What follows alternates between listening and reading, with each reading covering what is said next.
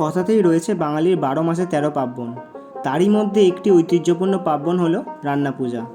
ভাদ্রে রেঁধে আশ্বিনে খাওয়া, এই নিয়মেই এই উৎসবের মূল প্রতিপাদ্য। মা মনসা দেবীকে উৎসর্গ রেখেই এই রান্না পুজো করা হয়।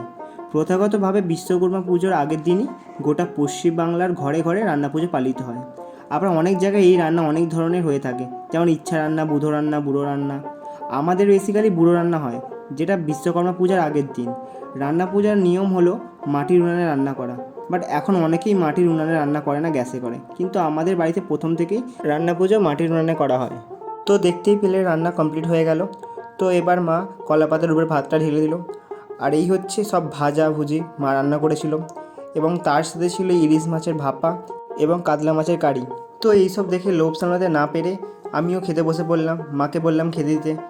তো কলা পাতা খেতে বসলাম। প্রথমে নিয়েছিলাম ভাত, তারপর মা দিল আলু ভাজা, পটল ভাজা, কাঁচকলা ভাজা, কুমড়ো ভাজা, করলা ভাজা ও নারকেল ভাজা, তারপর দিয়ে এলো বেগুন ভাজা।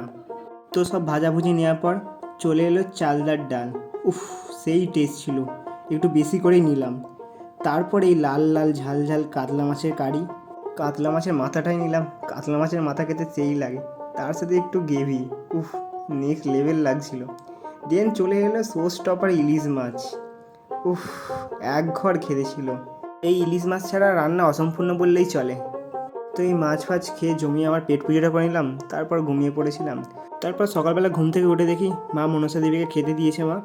তারপর দেখি মা মনসা দেবীকে পুজোর জন্য এই জোগাড়গুলো করছিল। তারপর আমাদের ব্রাহ্মণ দাদু এসে পুজো করে দিল।